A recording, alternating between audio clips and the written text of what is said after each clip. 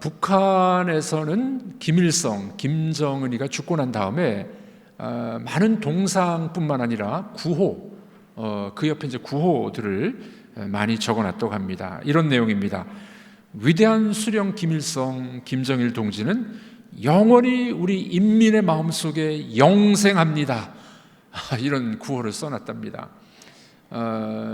신천지나 이단들도 그러죠. 자기 교주가 영생할 거다, 죽지 않을 거다, 뭐 이런 구호들을 씁니다. 그래서 이 북한에서는 영생이라는 단어가 김일성과 김정은의 또 다른 이름처럼 그렇게 쓰여집니다. 그런데 또 하나의 이 용어가 유행한답니다. 그 용어는 자폭하라, 그런 단어랍니다. 이 말이 생겨난 동기는 전투훈련 비행 중에 조종사였던 길영조라는 사람이 전투기에 이제 엔진에 불이 붙어버렸어요. 그래서 이제 비행기가 추락을 하는데 그 추락을 그냥 두면은 이제 김일성 동상에 가서 부딪힐 것 같았대요. 비행사들은 이제 추락할 때 탈출하지 않습니까? 탈출하지 않았대요. 그 비행기의 조종관을 끝까지 잡고 바다로 자폭해서 죽었다는 사실이 있었답니다. 그래서 이제 그 이후로 생겨난 말이 길영조 동무처럼 자폭하라 하는 단어가 또 유행하게 됐답니다. 북한에서는 영생과 자폭, 이 두 단어가 아주 많이 사용이 되는데, 또 참 우스운 이야기는 이 두 단어가 이 가정에서 사용되면서 이렇게 또 뭐 이렇게 비웃는 또는 그거를 활용해서 자기 뜻을 나타내는 그런 경우들도 생기게 됐다는 겁니다. 뜻밖에도 이 두 단어가 북한 주민의 현실을 보여주고 있다고 합니다.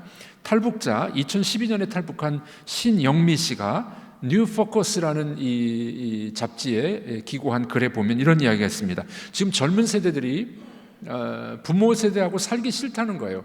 북한이 더 그렇답니다. 그런데 경제적으로 너무 어렵다 보니 할 수 없이 합가를 하는 거예요. 그래서 이제 며느리가 시댁에 들어가서 함께 생활하는, 돈이 없으니까 그렇게 한다고 합니다. 자, 그런데 이제 문제가 생기겠죠? 시어머니와 며느리가 같이 살다 보면 갈등과 이 어려움이 많이 생깁니다. 그래서 어떤 며느리가 시어머니 생신 때 선물을 드리는데 족자, 옛날에 우리나라도 그런 거 많이 썼잖아요. 족자에 뭐 사자성어 쓴다든지 두 글자 쓴다든지 해서 이제 족자를 선물을 했는데, 며느리의 선물을 받아보니까 기가 막혔어요. 며느리가 시어머니에게 준 족자 선물해 보니 자폭! 시어머니 자폭하라고 자폭이라는 족자를 선물로 준 겁니다. 시어머니가 너무 속상했는데 그거를 또 벽에다 걸어놓고 가는 며느리의 뒤태를 보니, 뒷모습을 보니 더 속상했답니다. 그 다음에 이제 반전이 일어납니다. 그 다음 날 시어머니가 며느리에게 또 선물을, 이 족자 선물을 줍니다. 뭐라고 써있을까요? 영생. 며느리는 시어머니에게 자폭하라고 족자를 줬는데 시어머니는 며느리에게 나 영생한다, 안 죽는다, 뭐 이런 이제 족자를 선물로 줬다 하는 우스운 이야기를 하고 있습니다. 여러분들, 우리 어머니들이 이제 아이를 임신하게 되면 태중의 아이를 이제 10달 동안 데리고 있지 않습니까? 근데 만약에 어떤 사람이 아이에게 이렇게 중얼거렸다고 생각해 보십시오. 너 지금 살고 있는 이 세상에서 죽을 거다. 우리 인생에서는 그거를 태어난다라고 이야기한단다. 이 태아가 그 이야기를 듣고 만약에 이렇게 반응했다고 생각해 보십시오. 싫어요. 나는 어머니 뱃속이 너무 편하고 좋아요. 따뜻하고 먹을 것도 다 주시고 보호받고 나는 여기서 나가기 싫습니다. 그런데 뭐 아이가 안 나올 수 있습니까? 출산의 고통의 과정을 거치고 태어났습니다. 세상에 나와보니까 자기를 사랑하는 그 엄마의 따뜻한 눈길을 느낄 수 있었습니다. 엄마가 먹을 것도 줬습니다. 보호해 줬습니다. 세상이 너무 좋은 거예요. 와, 엄마의 태중에서 나오니 더 좋은 세상이 있구나 알게 됐습니다. 아이가 성장했습니다. 청년이 됐습니다. 젊은 시절을 보내고 드디어 나이를 먹어서 노인이 됐습니다. 죽음이 앞에 다가오게 된 것 아니겠습니까? 어느 날 죽음의 위협을 받습니다. 그때 이 노인이 하는 말이 나는 죽기 싫어. 이 세상이 너무 좋아. 라고 말합니다. 그렇다고 안 죽나요? 다 죽습니다. 죽었습니다.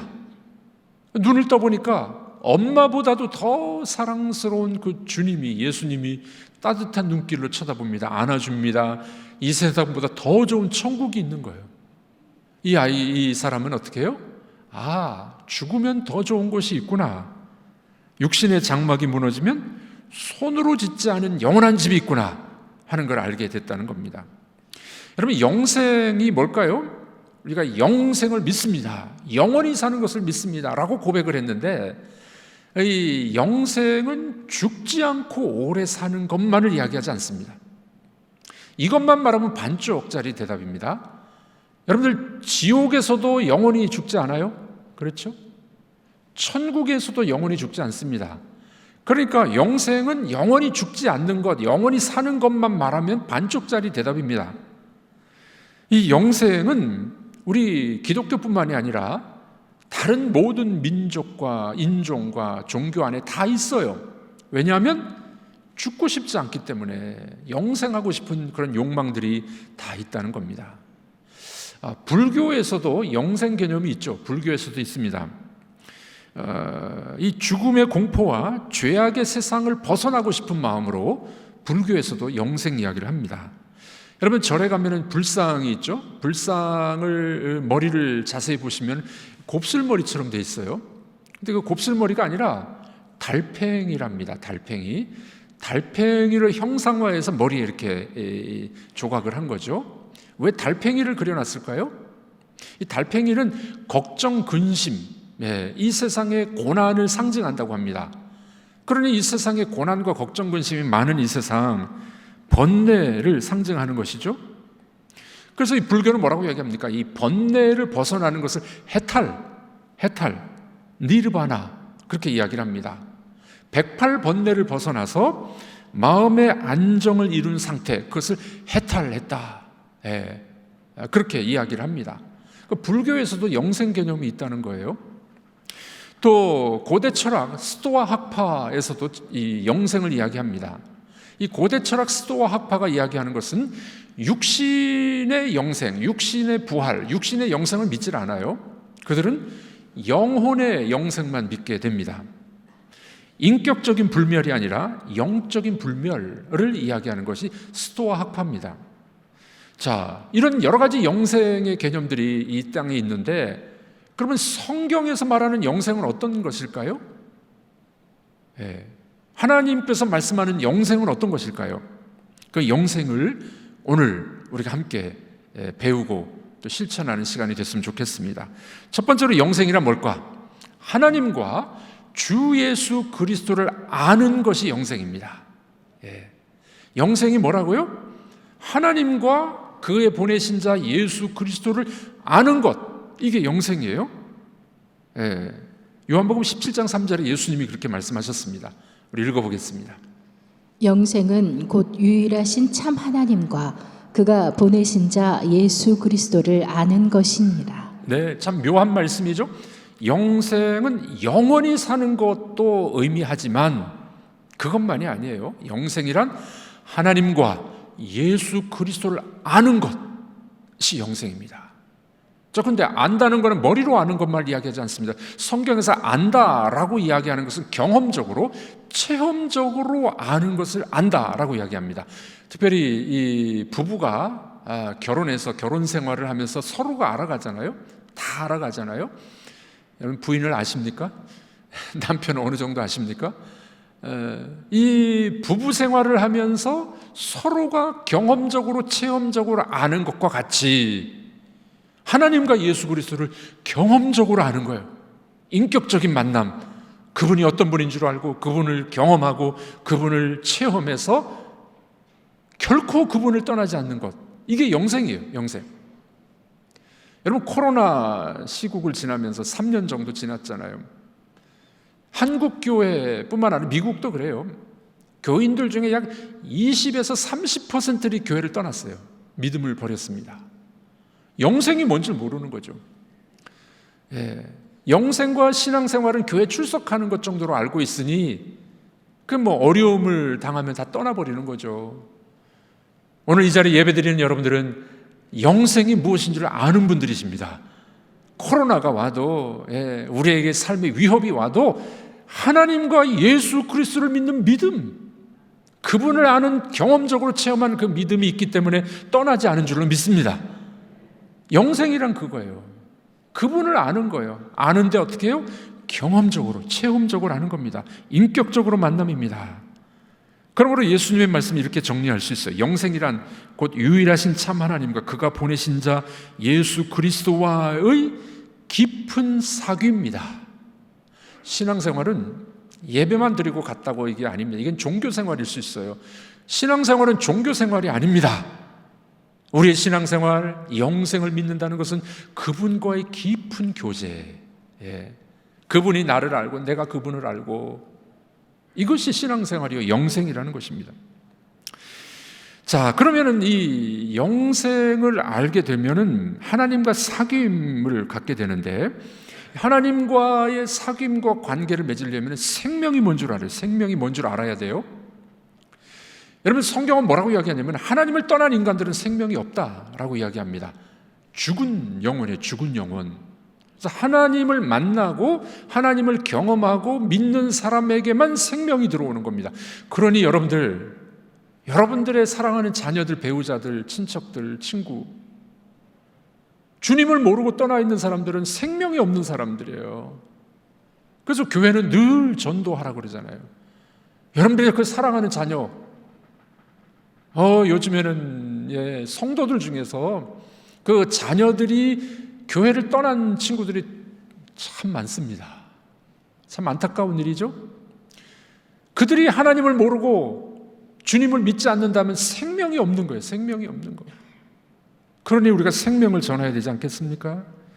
생명은 원래 하나님 안에만 있었던 겁니다. 이것을 예수님이 알기 쉽게 알려주신 것이 요한복음 15장 포도나무와 가지의 비유죠. 우리 한번 읽어보도록 하겠습니다. 나는 포도나무요 너희는 가지라. 그가 내 안에 내가 그 안에 거하면 사람이 열매를 많이 맺나니 나를 떠나서는 너희가 아무것도 할 수 없음이라. 네, 포도나무 가지가 나무에서 떨어져 있으면 어떻게 열매를 맺겠습니까? 생명이 없죠. 죽죠. 예수님이 쉽게 설명해 주신 거예요. 영생이란 뭐냐? 나무에 붙어 있어야 돼. 나무는 하나님이세요. 주님이세요. 그 나무에 우리가 붙어 있어야 생명을 공급받아서 우리가 열매 맺는 삶을 산다 하는 것입니다. 그러므로 우리가 영생을 얻었다, 영생한다마는 죽지 않고 오래 산다는 것뿐만이 아니라 하나님의 생명이 우리 속에 들어온 겁니다. 하나님의 생명. 성경에는 여러 구절들이 나옵니다. 몇 구절만 볼까요? 시편 8편 4절과 5절 읽어보겠습니다. 사람이 무엇이기에 주께서 그를 생각하시며 인자가 무엇이기에 주께서 그를 돌보시나이까. 그를 하나님보다 조금 못하게 하시고 영화와 존귀로 관을 씌우셨나이다. 사람을 어떻게 만드셨다고요? 하나님보다 조금 못하게 만드셨고 영화와 존귀로 관을 씌웠다. 우리가 하나님의 생명이 우리 속에 있도록 그렇게 만들어 주셨다는 거예요. 전도서 3장 11절 읽어보겠습니다. 하나님이 모든 것을 지으시되 때를 따라 아름답게 하셨고 또 사람들에게는 영원을 사모하는 마음을 주셨느니라. 그러나 하나님이 하시는 일의 시종을 사람으로 측량할 수 없게 하셨도다. 네, 사람에게는 영원을 사모하는 마음을 주셨으니, 하나님의 생명이 들어와서 영생하는 생명을 주셨다는 겁니다. 그러니 우리 성도들은 얼마나 존귀한 분들입니까? 영생이란 하나님을 아는 거예요. 하나님의 생명이 우리 속에 들어오는 겁니다. 요한복음 11장에서도 예수님이 나사로의 죽음 앞에 이렇게 말씀하셨습니다. 읽어보겠습니다. 이 말씀을 하신 후에 또 이르시되 우리 친구 나사로가 잠들었도다. 그러나 내가 깨우러 가노라. 나사로의 죽음 앞에 뭐라고요? 나사로가 잠들었다. 내가 깨우러 간다. 영원히 죽지 않는 겁니다. 다시 살아나는 거예요. 예수의 생명이 들어가는 겁니다. 여러분, 그러므로 영생이란 무슨 말씀일까요? 하나님의 생명이 들어와서 하나님을 알고 예수님을 아는 것, 경험적으로 아는 것, 그게 영생입니다. 영생. 여러분들에게 여쭤봅니다. 여러분들은 영생이 있으십니까? 하나님을 알고 계십니까? 예수 그리스도를 경험적으로, 인격적으로 만나셨습니까? 이게 신앙생활이고 영생이라는 말씀입니다. 이 하나님을 아는데 하나님이 어떤 분이시냐? 선한 목자. 성경은 대표적으로 이렇게 말을 하죠. 목동이 인턴 목동들이 있는데 인턴 목동들을 훈련시킬 때 이렇게 한답니다. 양들의 소리를 잘 분간해야 된대요. 양들이 행복했을 때 내는 소리, 배고플 때 내는 소리, 아플 때 내는 소리, 위기를 닥쳤을 때 내는 소리, 이런 걸 분간하는 것이 인턴 목자들의 훈련 방법입니다. 그런데 무엇보다도 중요한 것은 이 양들이 위기에 처했을 때 내는 소리를 잘 분간해야 된대요. 양들이 어떻게 웁니까? 양띠들만 한번 음메 양이 그렇게 음메하고 울어요. 그러면 이 위기 때에 SOS를 치는 거예요, 목자에게. 그러면 목자는 음성을 듣고 가서 막대기와 지팡이를 가져가서 이 원수를 물리치고 양들을 보호하는 역할을 하게 된다는 겁니다. 여러분, 우리 양인 우리들도 어떻게 해요? 위기의 때 주님 앞에 SOS를 쳐야 돼요. 기도, 주님 저 지금 죽겠습니다. 주여 저를 불쌍히 여겨 주옵소서. 그때 이 선한 목자 되신 주님은 우리를 찾아오시고 만져주시고 고쳐주시고 치유하시는 역사가 일어나게 된다는 겁니다. 그래서 주님 뭐라고 말씀하셨습니까? 환난 날에 나를 부르라. 그리하면 내가 응답하리라. 요한복음 14장이죠. 너희가 내 이름으로 무엇이든지 구하면 내가 시행하리라. 선한 목자, 좋은 목자 되신 주님을 안다는 것은 그분의 말씀을 듣고 그분에게 간구하는 거예요. 그래서 응답을 받는 겁니다. 경험하는 거예요. 체험하는 거예요. 이런 신앙생활을 영생이다. 하나님과 예수님을 아는 것이다. 이렇게 말씀을 하는 것입니다. 그래서 우리 신앙의 선조들이었던 청교도들은 이런 이야기를 했습니다. 그리스도의 양된 자의 두 가지 표지가 있다. 하나는 귀, 하나는 발이다. 아주 잘 표현했어요. 하나님을 알고 주님을 안다는 것은 그분의 말씀을 잘 들어야 돼요. 말씀을 들어야 됩니다.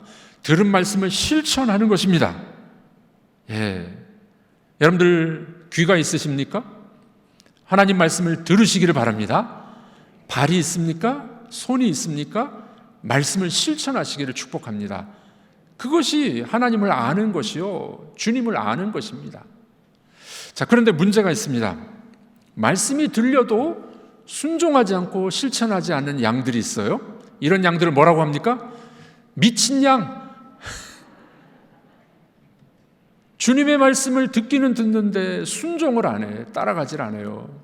그런 양들은 미친 양이에요, 미친 양. 이 중에는 없는 것 같습니다. 개 중에 성도들 중에 그런 분들이 있어요. 하나님 말씀을 듣기는 듣는데 알기는 알아, 머리로는. 그런데 실천을 안 해요. 그런 양은 무슨 양이라고요? 미친 양. 그 하나님을 아는 게 아닙니다, 그거는. 또 우리 목회자들 중에도, 저를 포함한 목회자들도 참 그런 경우가 있어요. 말씀은 가르쳐요. 뭐 사랑하라, 용서하라, 배려하라. 그래놓고 자기는 안 해. 그런 목회자들은 뭐라고요? 미친 양. 목사라고 뭐 또 장로라고 타이틀이 중요한 것이 아니라 내가 그분의 말씀을 듣고 그분의 말씀을 실천하게 되면 이것이 주님을 안다는 것입니다. 영생이 그거예요, 영생이. 여러분, 우리는 죽지 않고 오래 사는 것을 다 원합니다. 영생하는 걸 원합니다. 그런데 진짜 영생은 뭐라고요?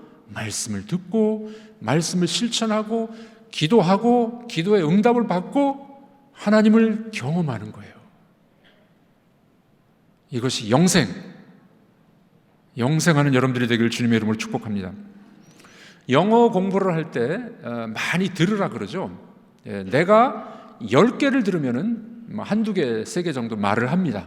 많이 들어야 이게 말을 할 수 있어요.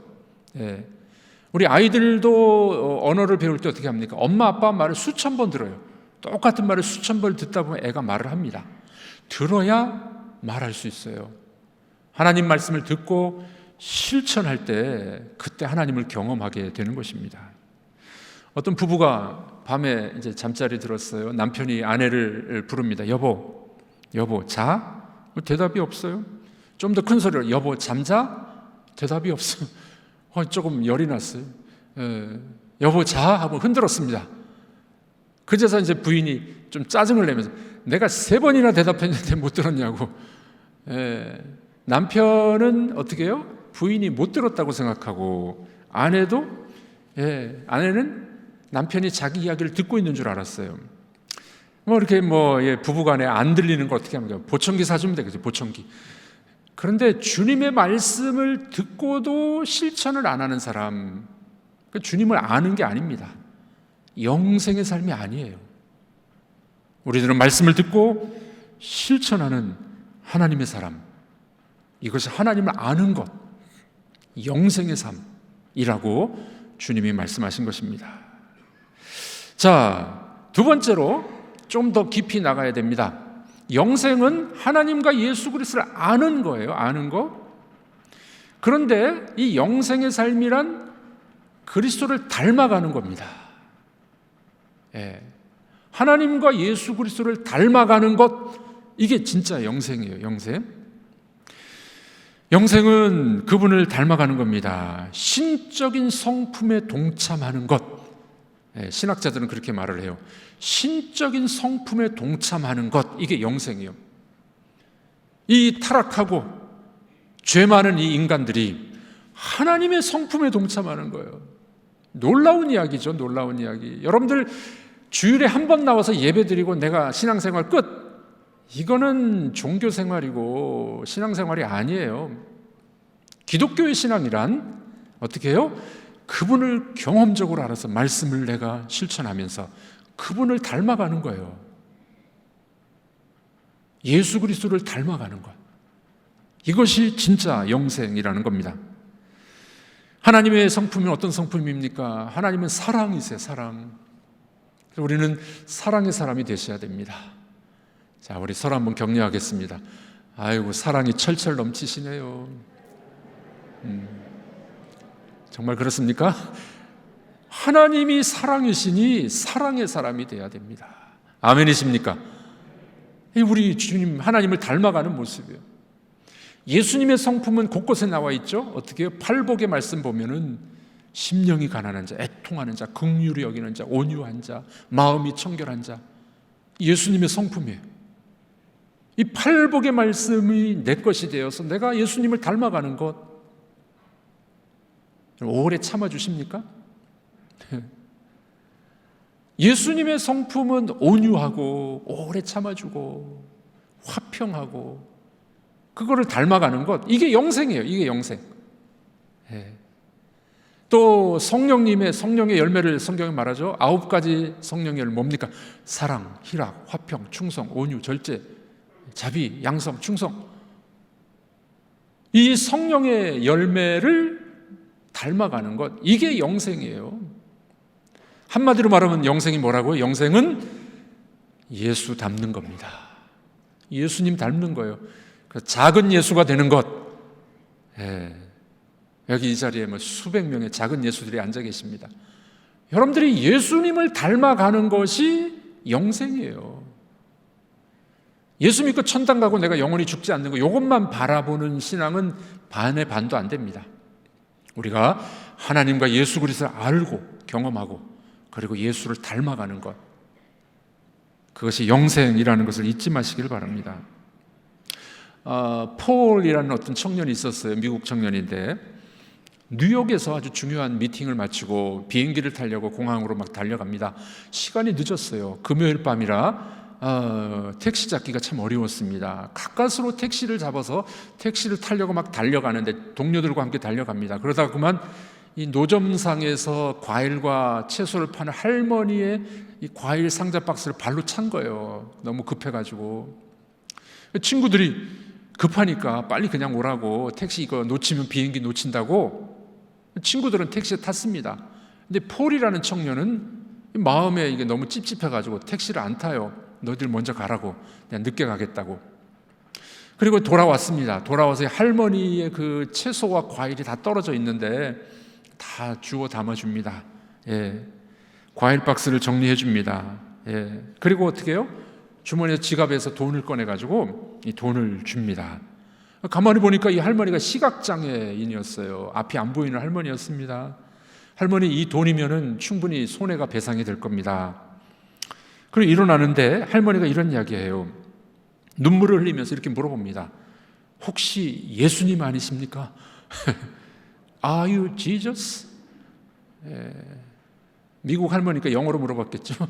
혹시 예수님 아닙니까? 아니라고. 나 예수님 아니라고. 절대 예수가 아니라고. 그때 할머니가 이게 손사래를 치면서 이런 이야기를 하는 거예요. 이게 뒤집어지고 엎어졌을 때 나를 도와줄 분은 예수님밖에 없었기 때문에 내가 기도를 했다는 거예요. 할머니가 예수님 도와주세요. 그렇게 간절히 기도했다는 겁니다. 예수님께 기도했습니다. 예수님 내게 오셔서 제발 도와주세요. Jesus, please come and help me. 우리 기도했는데 기도가 끝나자마자 청년이 와서 자기를 도와준 겁니다. 그러니까 할머니 생각은 어떻게 해요? 당신은 분명히 예수라는 거예요. You must be Jesus. 당신은 틀림없이 예수라는 거예요. 이 청년이 그 이야기를 듣고 정말 너무 감동을 먹은 겁니다. 작은 자기의 실천이었는데 할머니가 자기를 예수라고 인정을 해준 겁니다. 이 청년은 비행기를 놓쳤습니다. 그날 밤 뉴욕에서 하룻밤 더 자면서 밤중에 이렇게 깊이 생각했다고 합니다. 누군가 당신을 예수님 같다고 착각하게 했을 때가 과연 언제였는가?